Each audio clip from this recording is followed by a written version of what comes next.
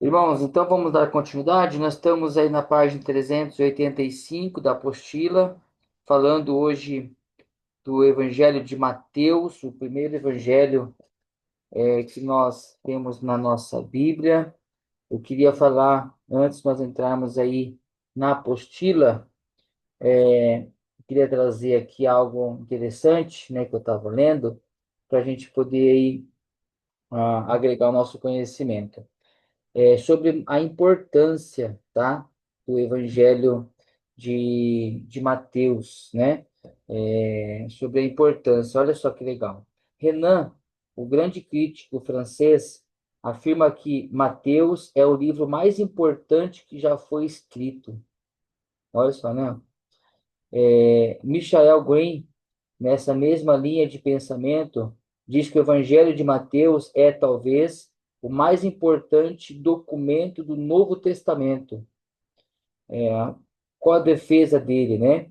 Ele defende que, porque nele encontramos o mais completo e sistemático registro do nascimento, vida, ensinamento, morte e ressurreição do fundador do cristianismo, que é Jesus, o Messias, em grandeza de concepção e no rigor com a sua massa de material de se subordina a grandes ideias. Nenhum livro dos dois testamentos trata de um tema histórico, deve ser comparado com o livro de Mateus.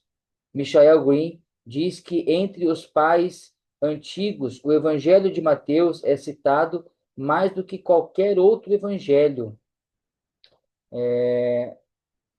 O mesmo autor ainda entende que Mateus não é um livro biográfico propriamente dito, embora contenha biografia. Não é um livro basicamente histórico, embora reflita o aspecto histórico, mas é proclamação das boas novas, as boas notícias da salvação aguardada no judaísmo e que para os cristãos havia chegado em Jesus de Nazaré. Mateus foi testemunha ocular, auditiva, do conteúdo que registrou da sua obra. Ele se apoia na fonte mais segura de todas a historiografia, a saber, o verdadeiro testemunho presencial de, presencialmente, né, dos fatos. Quando a obra foi escrita, os apóstolos e os irmãos de Jesus ainda viviam. Logo, não é admirável falar que Mateus usou lendas e sagas, uma vez que lendas e sagas se formam somente depois que se rompeu com a ligação com os acontecimentos. Muito menos se pode falar em mitos, uma vez que mitos são ideias transformadas em histórias. Os apóstolos, os parentes de Jesus e as testemunhas presenciais certamente impediram na raiz o surgimento de qualquer lenda ou mito dos evangelhos, né? Então, olha só a importância, né, do Evangelho de Mateus, a qual esses homens que nós citamos aí chega a dizer que é um dos livros mais importantes do Novo Testamento, né?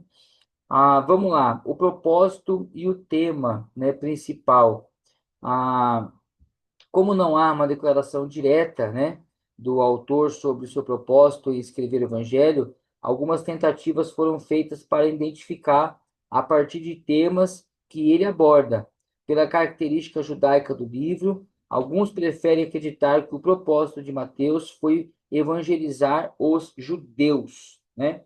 Então, uma das grandes, vamos dizer assim, força-tarefa, né, de Mateus, talvez tenha sido mostrar, né, para os judeus que aquilo que via no Antigo Testamento era sombra do que estava por vir, e aquilo que estava por vir veio, chegou, né? Então, Mateus vem anunciar o Messias, o esperado, o Jesus de Nazaré, o Rei dos Reis, o Senhor dos Senhores, né? Ele vem falar que é chegado o reino dos céus, né? Nós vamos aí acho que mais de 30 citações, né? Nós temos essa informação aí na apostila, ó. Reino dos céus faz referência frequente ao filho de Davi.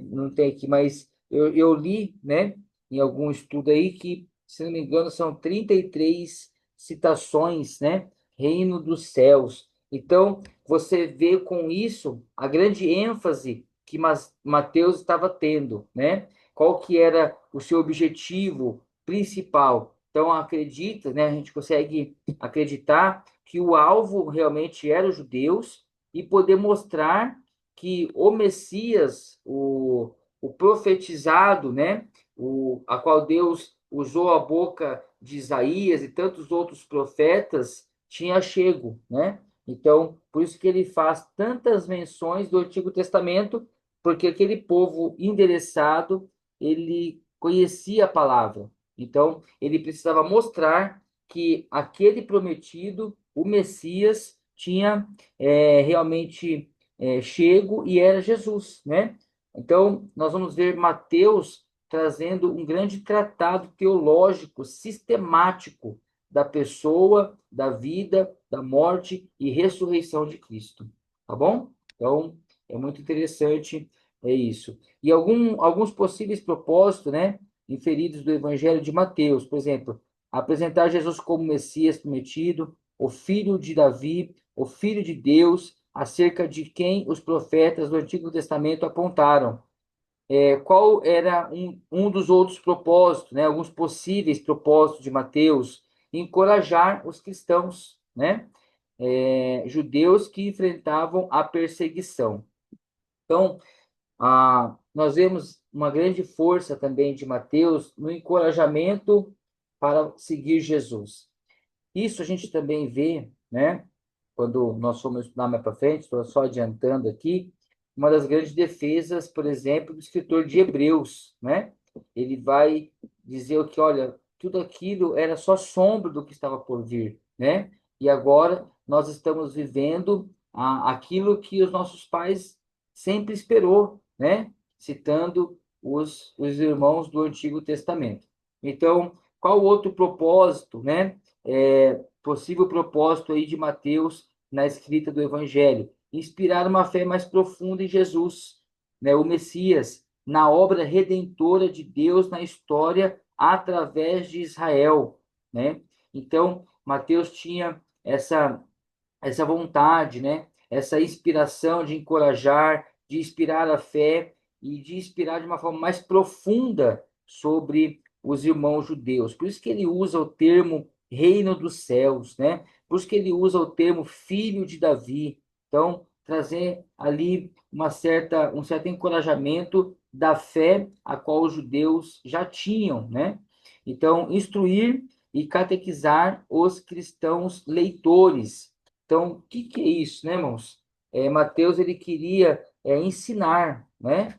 É um papel parecido com o de Esdras, né? Ele vem trazer agora, então, o Jesus, o Messias, o esperado, né? Que veio, habitou, reinou no meio. Então, Mateus, ele foi essa testemunha ocular, né? De Jesus, da pessoa de Jesus, dos milagres de Jesus. Então, ele traz toda essa ênfase na sua escrita. Eu queria falar aqui também, trazer aqui um outro extra, né? Que não sei, acho que não está na apostila aí, mas, por exemplo, alguns aspectos especiais que nós temos ainda em Mateus, né? Por exemplo, Mateus, ele é conhecido também como o evangelho do discurso, tá? Então, por ser um judeu, né?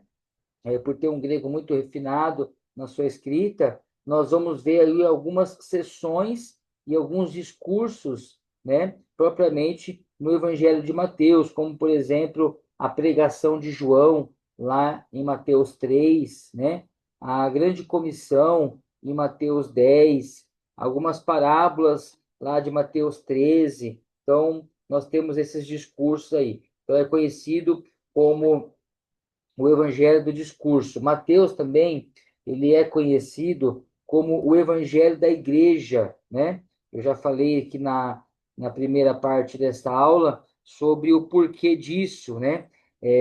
Porque o Evangelho de Mateus é o único em que ocorre a palavra igreja. Então, Mateus ele enfatiza a autoridade da igreja, né? Então, essa busca, essa familiarização do Messias esperado com o Messias cumpridor de promessa traz com que Mateus também é conhecido como o Evangelho da Igreja. Também é conhecido Mateus como o Evangelho do Reino, né? Por ele falar também muitas vezes que é chego o reino dos céus, né? O reino de Deus. E, e outra coisa, né, moço, que o levou a fazer isso, né? É a questão de este é o Jesus, o rei dos judeus, né? Ele faz essa menção, né, mostrando que aquele rei esperado, aquele Messias tão aguardado, é o próprio Jesus, o Cristo, né? Então, essa dificuldade tinha e ainda existe, né, em alguns judeus até hoje. Então, Mateus ele vem trazer essa grande defesa, esse grande, como um, é, não, esqueci aqui a palavra, mas um arauto, né? Um arauto de Deus no seu tempo, mostrando que Jesus é o Messias. Amém? Então, onde nós estamos? Na página 386, né? Tema. Eu acho que eu até já falei aqui na minha fala sobre isso, né? Mas temas abordados por Mateus são variados e fica difícil um tema central, né? Que venha sintetizar a teologia de Mateus no seu evangelho. Mas dois temas muito utilizados pelos grandes estudiosos, né? Como abordagem de tema do evangelho, que é o Messias, né? O novo o Messias e o novo povo de Deus, né? Agora, os judeus convertidos ao cristianismo, né? Reconhecendo Jesus como Messias. Então, é um dos temas principais do Evangelho. E outro tema principal é o reino do céu, né? Então, ele vem trazer isso, né? Que chegou o reino. Então, nós temos aqui na apostila um pouco sobre isso, então não vou adiantar, mas eu vou falar quando chegar lá sobre essa questão do reino. É, teologia de Mateus, né? Então, nós vamos ver aqui algumas teologias, né?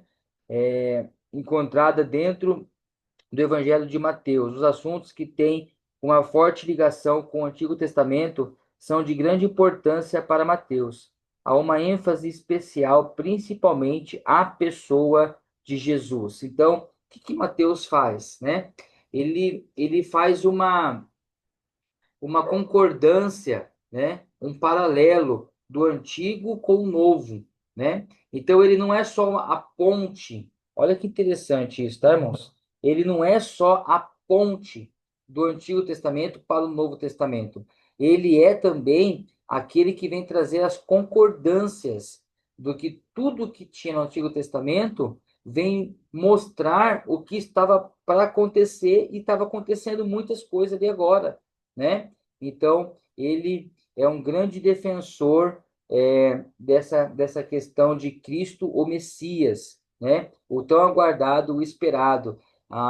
Essa teologia, né? Muito defendida na maioria do Novo Testamento, nesse assunto, a ênfase maior, ou o livro que mais trata sobre isso, é o livro de Hebreus, né?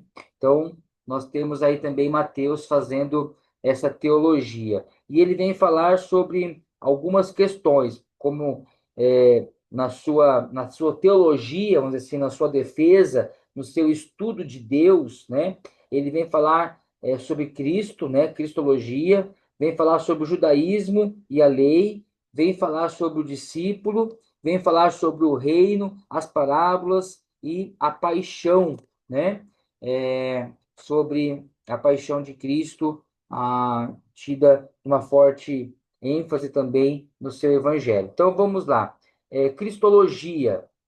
A, a começar pela genealogia de Jesus, surpreende o fato da inclusão de quatro mulheres já que não era comum incluí-las nas genealogias. Então a gente vê aqui, ó, uma cristologia já desde o início ali do livro, né, trazendo ou incluindo na sua genealogia ali mulheres que não era algo comum, né? Então ele cita algumas mulheres, como por exemplo, ele não usa, né, Sara, né, nem Rebeca, nem Raquel, nem Lia, mas ele vem falar sobre mulheres gentias, né, como Tamar, Raabe e Betseba. A cristologia de Mateus é mais sublime e explícita e que a de Marcos e Lucas. Os títulos usados para Jesus são o seguinte. Olha como que Mateus usa, né, o título para falar sobre Jesus. Então, a cristologia de Mateus, ela é assim, muito, de um nível muito elevado, né? Ele vem falar Jesus Cristo, né? Isso é muito forte. Esse Jesus, ou Cristo, Jesus Cristo, para o judeu, né? Isso era algo assim muito forte, né? Porque eles entendiam o grande significado de tudo isso que se tem nessa palavra Jesus Cristo, né? Então, isso ocorre no primeiro verso do livro, sendo que o nome Jesus ocorre cerca de 150 vezes e Cristo 17 vezes. Então, cristologia pura aí, né, no livro de Mateus. Outra questão é o filho de Davi, que ocorre 19 vezes, né? Ó, nós temos aí as referências. Essa frase era comum no período interbíblico para denotar o Messias. Em Mateus, os que empregavam esta frase com respeito a Jesus geralmente reconheciam-no como o Messias, tá? Então, o que nós estamos vendo aqui, né? Ó? Mateus fazendo referência 19 vezes sobre o filho de Davi. Ele não tirou isso da sua própria cabeça, né? Mas era uma frase muito comum no período interbíblico. E isso se dava, né, por pessoas que reconheciam Jesus como Messias. Olha que interessante, né? Então, ele traz a ideia de que ele defende, ele crê, e não só em crer, mas ele quer ensinar sobre esse Cristo, sobre esse Jesus, o Cristo, né? Então ele vem falar sobre o filho de Davi. O filho de Deus é conceito claro em todo o livro, como, por exemplo, nos desafios de Satanás e Caifás, capítulo 4, versos 3 e 6, capítulo 26. Não era um título usado por Jesus, né? É, vamos dar uma olhada aqui na Bíblia, capítulo 4, só para a gente. Mateus capítulo 4, verso 3. Então o tentador, aproximando-se, disse a Jesus: Se você é filho de Deus, mande que essas pedras se transformem em pães, né? Então nós temos aqui a situação da tentação, né? Ó. Então vem falar sobre Jesus, o Filho de Deus. E depois, 26, 63. Vamos ver o que está escrito aqui. Jesus, porém, guardou silêncio e o sumo sacerdote lhe disse: Eu exijo que nos diga, tendo o Deus vivo por testemunha, se você é o Cristo, o Filho de Deus. Olha só, hein? Que interessante, não? Então, Jesus, quando ele está diante do Sinédrio, né? Ó, ele vem falar sobre isso daí, ó. Mateus vem escrever essa grande ênfase, ó. Eu exijo que nos diga, tendo o Deus vivo por testemunha, se você é o Cristo, o Filho de Deus. E Jesus responde o quê? É o Senhor mesmo quem está dizendo isso, né? Então, Mateus, ele vem aí trazer todo esse tratado teológico, né? Essa cristologia na sua escrita. Outra questão, né, que nós entendemos aí é a palavra Senhor, né? Ó, é um título comum que era muito usado na Septuaginta para referir-se a Deus, né? E implica na divindade de Jesus. Então, o que Mateus está fazendo aqui, irmãos, de certa forma, né? de certa forma não, de uma forma explícita, né? O que que Mateus está dizendo? Jesus é Deus, né? Então, ele vem usar um termo, ele vem trazer mais uma vez lá do Antigo Testamento, né? Um termo muito usado na Septuaginta, e isso é proposital, né? Mateus, tendo seu público-alvo como judeus, ele faz de uma forma proposital. Quando ele fala Jesus Cristo, ele fala de forma proposital, porque eles sabiam que aquilo queria dizer para os judeus. Quando ele fala Senhor, da palavra Christios, né? Aqui na apostila, Sírios, desculpa, né? Essa palavra, ele vem, então, trazer um termo lá da Septuaginta. Então, é algo proposital. Mateus traz para poder chamar atenção, para poder falar, ó, olha o que eu estou falando, né? Vocês sabem do que eu estou falando. Eu estou apresentando o Messias, né? Então, temos muita cristologia aí na, no livro de Mateus, tá? Outra teologia de Mateus é sobre o judaísmo, né? E a lei. Muitas vezes Jesus se chocou com os intérpretes da lei e foi acusado de ter quebrado a lei. Jesus não contrariou a lei, mas ele rejeitou a interpretação legalista e estritamente literal que os intérpretes davam a ela, mostrou o seu verdadeiro significado. O conceito de lei, que para os líderes religiosos estava limitado apenas a seu aspecto externo, em Jesus é devidamente interpretado quando se interioriza e destaca a importância dos pensamentos e motivações do coração. Esse Jesus, em Jesus, a lei encontra a maior expressão e cumprimento. O judaísmo característico em Mateus se preocupa com o papel e o cumprimento da lei. Apenas Mateus inclui uma restrição explícita da missão de Jesus e de seus discípulos às ovelhas perdidas da casa de Israel. Mateus 10:5. Mateus deixa claro que a condição para fazer parte do povo de Deus não depende mais de ser membro de uma comunidade nacional, mas ter como base o arrependimento e a fé. Então, Mateus ele vem combater o quê? Né? Não é a lei que salva, não é a lei que... A lei ela veio para trazer organização, para redigir o povo de Deus, mas agora o próprio Senhor Jesus vai fazer esse paralelo, não é? Quando ele vai dizer sobre o que importa é a vida, né? Estou tentando lembrar aqui de um versículo, né?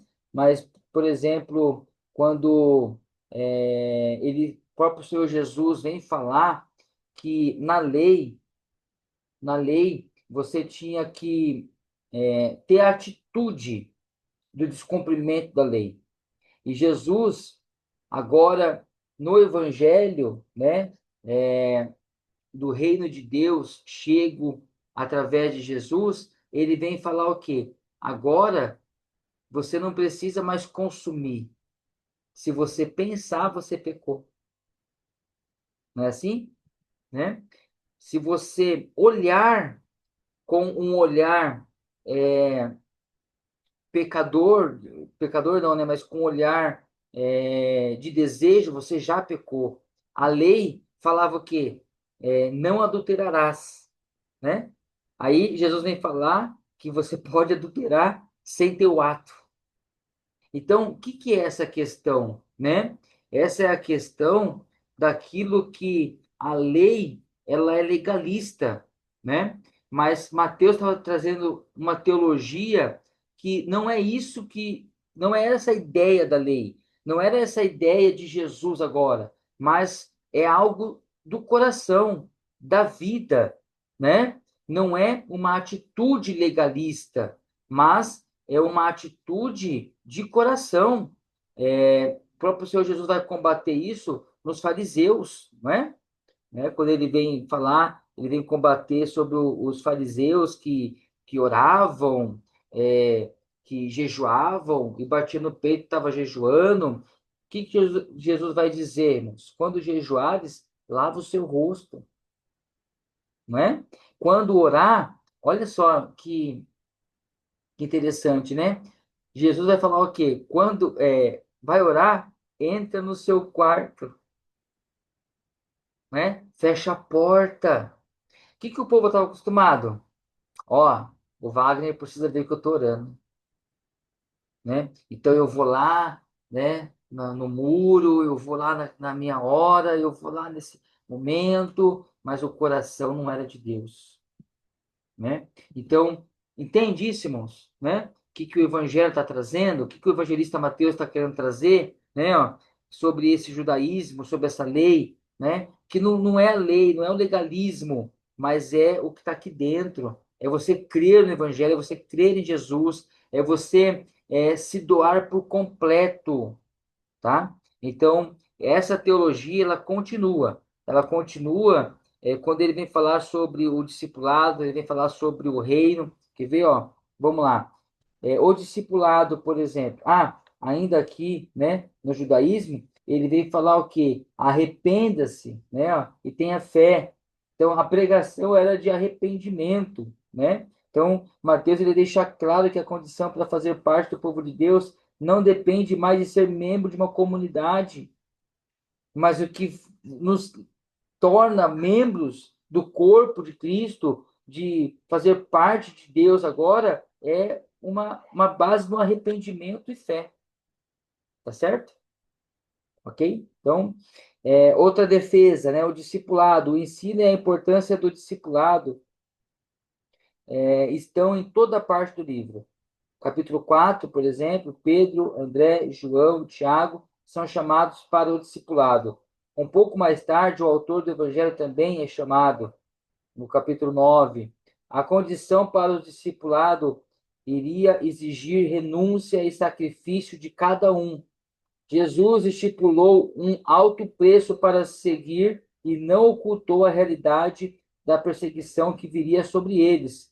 O discípulo deveria ser caracterizado por uma vida reta, cheia de bons frutos e de amor, né? Então, o resultado daquela vida bignada, daquela vida deixar daquele legalismo e viver o amor, né? E viver na prática daquilo que eu faço, não porque alguém está mandando, né? Mas eu estou fazendo porque eu entendo que é o certo a se fazer, ok? Né? Então, isso só se dá através de uma compreensão da pregação da cruz, né? O reino, eu gosto muito disso aqui, ó. O reino já está presente, tá? É iminente e ainda espera a consumação futura. A expressão reino de Deus é usada 5 vezes, enquanto a expressão preferida por Mateus, reino dos céus, é empregada 32 vezes. Essa distinção era feita apenas para evitar o uso do nome de Deus. Mateus usava a expressão como o reino, teu reino, o reino de seu pai, o reino do meu pai.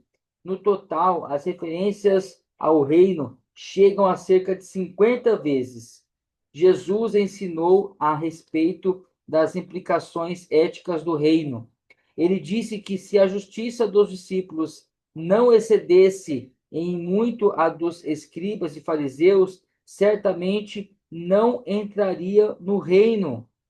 Não basta chamá-lo Senhor, Senhor, é preciso fazer a vontade de Deus. Irmão, nós precisamos entender isso, tá? Como estudantes da palavra, como crentes em Cristo Jesus, né? Como servos de Deus, né? Esse reino, o reino presente, o reino iminente, só pode. Como que eu quero explicar algo aqui? Deixa eu pensar. Quem é rei na sua vida? Vamos lá, né? Quem é o rei? É aquele que tem o domínio, né? Só existe reino onde há rei, ok? Então, ele vem dizer aqui, ó, o reino de Deus, o reino do meu Pai, O reino, outra expressão que está aqui na apostila, o reino do meu pai, o reino do seu pai, o reino de Deus, né? Teu reino. Então ele vem usar essa expressão para poder mostrar que não basta chamá-lo de Senhor, não basta ter toda aquela reverência de Senhor, né? Todo aquele farisaísmo em evidência, mas o que se prega, o que se preza justamente agora é fazer a vontade de Deus. Então, se Cristo é rei, se ele reina, eu sou servo, né? Eu sou subordinado ao seu reinado. Eu estou subordinado às ordens desse rei. Então, essa é uma das grandes teologias, né, do livro do Evangelho de Mateus. Tá bom, queridos? Então, ele vem trazer essa ênfase, né, ó. Então, o que predomina é o que reina, né? Ah, lembra quando a Bíblia vai dizer, né, sobre o tesouro, né? Estou tentando lembrar aqui o verso. Aonde está o teu coração, aí está o teu, não é isso? Lembra? Né? Aonde nós damos maior valor, aonde nós depositamos o nosso maior segurança, nosso maior tesouro, é onde nós aplicamos o coração. Então, o que Mateus está querendo dizer? Né, ó? Que não basta chamar Senhor, Senhor, é preciso fazer a vontade desse Senhor. Então, essa é uma grande defesa do evangelista, né, do Evangelho de Mateus. Então, uma das teologias é sobre esse reino. E esse reino precisa de servos e precisa de um rei. Quem é o rei, né?